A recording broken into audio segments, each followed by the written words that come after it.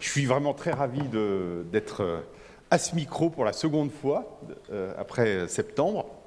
Je ne sais pas si ça va commencer à être régulier, mais enfin bon, j'étais jamais venu avant. Je vais commencer en vous disant qu'hier soir, j'étais à la Maison de la Radio. Je ne sais pas, vous en avez peut-être entendu parler, c'était diffusé en direct sur France Inter. Il y avait ce qui s'appelle un tribunal des générations futures. Vous savez, c'est un faux tribunal, faux magistrat, faux procureur, etc. Des témoins, là j'en étais un. Alors j'étais un vrai témoin, mais dans ce jeu quasi de rôle. Et le sujet, c'était le journalisme est-il mort ? Bon, évidemment, j'ai fait valoir combien, dans plusieurs périodes historiques, on avait annoncé sa mort. Et à un moment, le procureur, le faux procureur, a fait une blague en disant « Vous avez déjà vu un journaliste soucieux de se former ?» Bon, je suis ravi d'être là ce matin et d'avoir assisté à ces présentations qui montrent que l'idée selon laquelle les journalistes ne voudraient pas se former, selon laquelle il y a une aversion, qui a longtemps été, je crois, assez vraie, mais est finalement une idée fausse, ou désormais fausse. Près de 12 000 journalistes formés sur, je crois, à peu près 35 000 détenteurs de la carte de presse, c'est quand même un pourcentage qui n'est pas négligeable, qui est même très élevé sur un an. Bref, les choses changent, et pour le mieux. La question évidemment posée à la formation, c'est celle de former pourquoi, que sera le journalisme, qui peut dire ce que sera le journalisme dans 50 ans. On peut avoir une conviction très forte, et même une certitude sur le fait que le journalisme perdurera, ne serait-ce que parce que c'est une fonction sociale dont nos sociétés, nos systèmes démocratiques, nos systèmes de droit, etc. ne peuvent pas se passer. Mais qu'en revanche, le journalisme, sans doute, en partie en tout cas, se métamorphosera, que peut-être l'intelligence artificielle aura pour vertu de redonner un intérêt au fait d'aller vérifier sur le terrain, parce qu'une chose que l'intelligence artificielle ne fait pas, c'est aller sur le terrain, que peut-être ça renforcera dans l'activité journalistique la créativité, l'originalité, la vérification des informations par des moyens technologiques ou non, et que l'intelligence artificielle, au lieu d'être considérée simplement comme un ennemi, sera un soutien très fort et qui permettra que les journalistes puissent se consacrer à leur plus-value. Bref, j'imagine combien ces questions sont vertigineuses dans les centres de formation, et heureusement qu'il y a des instances, et elles sont un certain nombre, pour en discuter.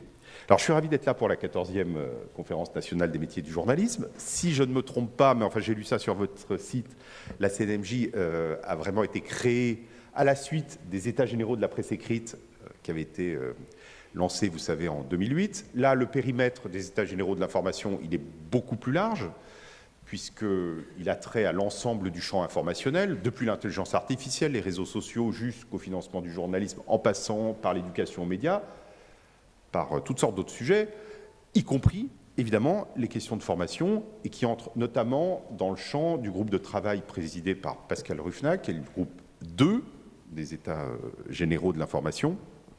Et donc, je vous invite, évidemment, si vous avez des propositions à formuler, nous, on sera des formes d'intermédiaires, alors on sera obligé de faire le tri dans l'ensemble des propositions, mais dans l'ensemble des propositions que nous remettrons normalement en juin prochain, en tout cas notre mandat c'est de le faire avant l'été, nous serons ravis évidemment d'étudier les propositions très concrètes qui peuvent être formulées par tous les acteurs et notamment par la Conférence nationale des métiers du journalisme. Je regardais ce matin à nouveau évidemment le livre blanc issu d'états généraux précédents, des états généraux de la formation et de l'emploi des jeunes journalistes, avec des orientations intéressantes, avec le sentiment surtout, à la lecture, je ne sais pas si vous êtes d'accord avec ça, mais que ce secteur est quand même un secteur qui se prend beaucoup en main, qui n'est pas seulement à réclamer, mais le livre blanc, il traduit le fait que des mesures, des actions sont prises de manière paritaire, d'autres manières, mais par le secteur lui-même et qui n'attend pas que d'autres fassent pour lui avant d'agir. Néanmoins, il y a sans doute des choses sur lesquelles il y a matière à réclamer aux législateurs, aux régulateurs, bref, à tous ceux qui peuvent prendre des mesures extérieures au secteur. Donc, je vous invite vraiment à participer. Les groupes de travail sont réunis jusqu'à fin mars, donc n'attendez pas trop, mais la discussion avec les groupes de travail, entre les groupes de travail et le comité de pilotage durera jusqu'à la remise des travaux en juin.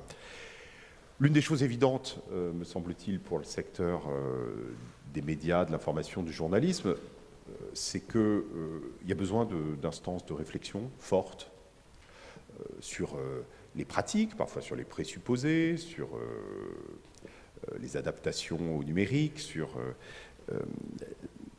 d'instances de réflexion afin que ce secteur ne réponde pas à la défiance, à la critique, simplement par des actions personnelles, mais qui est une appropriation collective de ces grands sujets. Et donc, la CNMJ est évidemment l'un des endroits, aujourd'hui, me semble-t-il, où on réfléchit le plus au journalisme. Et donc, je voulais vous en remercier.